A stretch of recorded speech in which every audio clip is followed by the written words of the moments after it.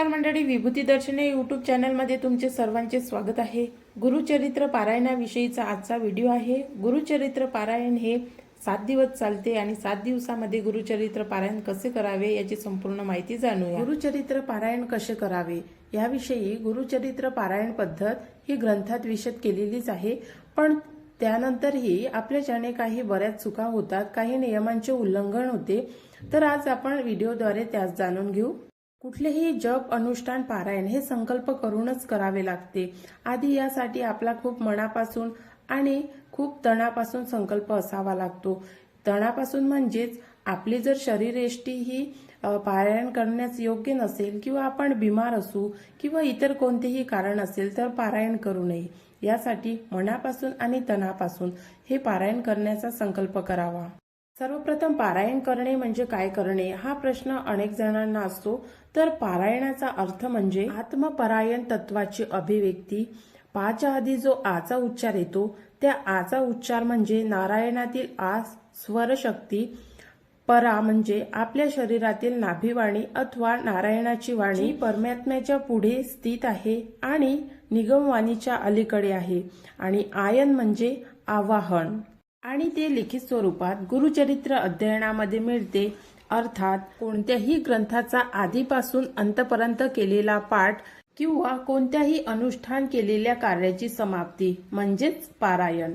म्हणूनच त्यासाठी कुठलाही जप किंवा अनुष्ठान पारायणे संकल्प करूनच करावा लागते, कारण संकल्प सोडताना ते मंत्र म्हणावे लागतात आणि संकल्प करण्याआधी सुद्धा त्याची सुरुवात मंत्रापासून करावी लागते, व ते ज्यांना स्पष्ट म्हणता येतात किंवा ज्यांना स्पष्टपणे ते मंत्र माहिती आहे, बोलता येतात, त्याच व्यक्तीने हे पारायण करावे, अन्यथा हे पारायण ऐकावे।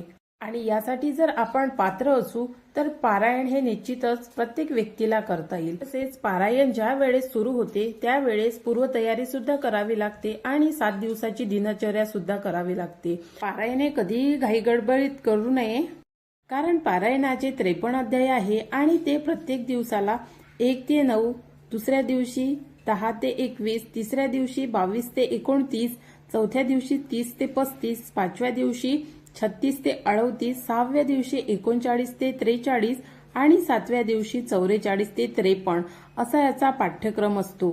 आणि पारायणाचा जर सकारात्मक परिणाम आपल्याला मिळवायचा असेल तर त्याचे बरेचसे नियम सुद्धा आहे, आणि खाण्यापिण्यापासून ते झोपण्यापर्यंतचे सर्व नियम ग्रंथात सांगितलेच आहे। त्यानुसार जर आपलं वर्तन असेल तर पारायणाचा आपल्याला निश्चितच चांगला फायदा मिळतो। काही गुरुचरित्र पारायणामध्ये 52 अध्याय आहे आणि 7491 ओवे आहेत, तर काहींमध्ये 53 अध्याय आहे।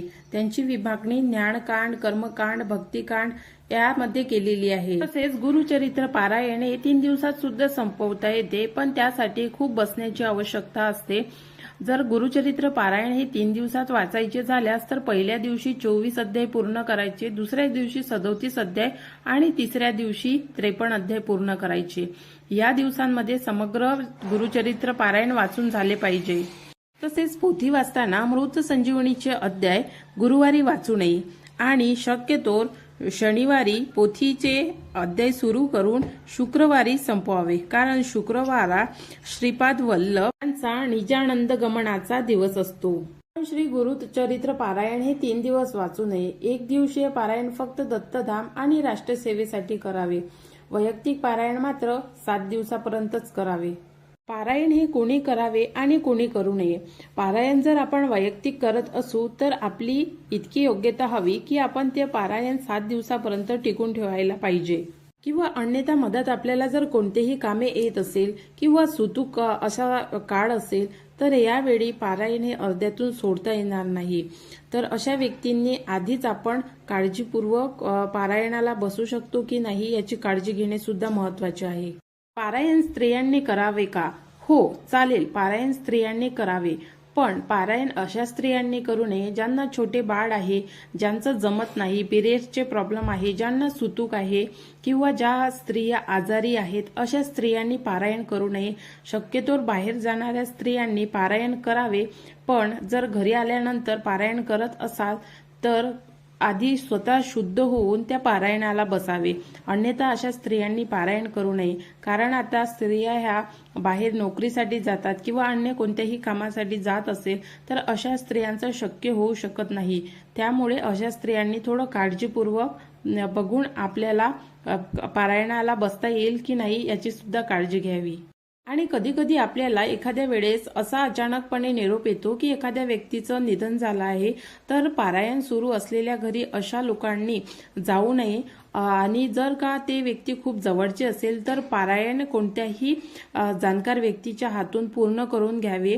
आणि ज्या घरी सुतूक आहे किंवा इतर कोणत्याही गोष्टीमुळे पारायण होऊ शकत नाही तर ते पारायण या लोकांनी जाणत्या व्यक्तीच्या हातून पूर्ण करून घ्यावे, मध्य किंवा अपूर्ण सोडू नये. आता हे झाले सर्व नियम आणि सर्व माहिती. आता मुख्य की अनुष्ठान कसे मांडायचे. आपल्याला पारायण करायचे आहे 7 दिवस, त्यासाठी आपल्याला अनुष्ठान मांडायचे असते, म्हणजेच आपल्याला पूजा मांडायची असते. तर ही पूजा कशी मांडायची. सर्वप्रथम अशी जागा निश्चित करून घ्यायची की तिथे अनुष्ठान मांडायचे आहे आणि आपल्याला तिथे कोणत्याही इतर लोकांची अडचण होणार नाही किंवा कोणालाही आपल्यापासून त्रास होणार नाही.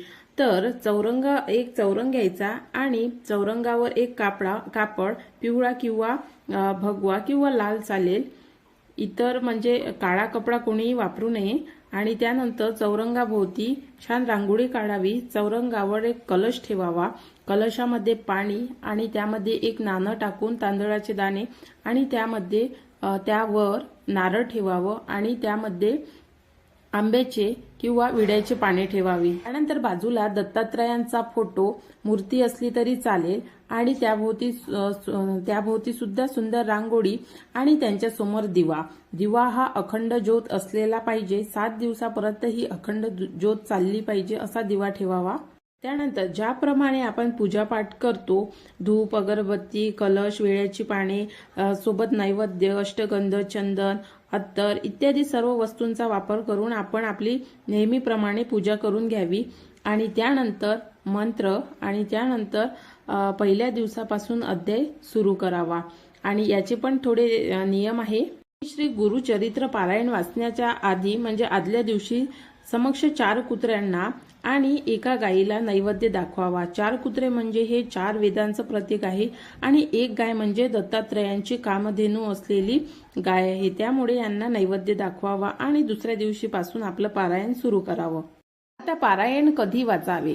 तर पारायण वाचण्याची सर्वात उत्तम वेळ ही सकाळी 3 ते पहाटेची जे वेळ असते 3 ते 4 या दरम्यानची वेळ जी आहे ती पारायण वाचण्यास खूपच उत्तम आहे. आणि दुपारची वेळ 4 ते 5 वाजतापासून पारायण आपण 6 वाजेपर्यंत वाचू शकतो. मध्यंतरीच्या काळात पारायण हे वाचू नये. आणि जर एवढे सकाळी आपल्याच्याने पारायण वाचणं होत नसेल तर सकाळी 7च्या पुढे आणि 12च्या आधीपर्यंत आपण हे पारायण वाचून घ्यावे. 12च्या नंतर 12, 12:30 ते 1च्या दरम्यान पारायण कधीही वाचू नये, कारण यावेळी श्री दत्तात्रय महाराज यांच्या भिक्षेची वेळ असते, म्हणून यावेळी पारायण हे वर्ज्य असते, म्हणजे वाचण्यात येत नाही. पारायणाच्या वेळी आपल्याला एक वेळ उपवास चालेल, दोन्ही टाइम उपाशी राहू नये. एक वेळ आपण पूर्ण जेवण नक्की करावे. दोन्ही वेळ केलं तरी चालेल, पण उपवास करणे हे आपल्या आरोग्यासाठी पण चांगले आहे, म्हणून आपल्याच्याने जर होत असेल तर एक वेळ मात्र निश्चित उपवास करावा. पारायण सुरू असताना बरेचसे नियम सांगितले आहे पारायणामध्ये की आपण खाली झोपावे, पलंगावर झोपू नये, गादीवर झोपू नये, साध्या चटईवर किंवा सुती वस्त्रावर झोपावे, मसाल्याचे पदार्थ टाळावे. त्यावेळी पारायण सुरू राहते त्यावेळी स्वामींचे कट्टर भक्त हे भिक्षा मागून सुद्धा अन्न ग्रहण करतात.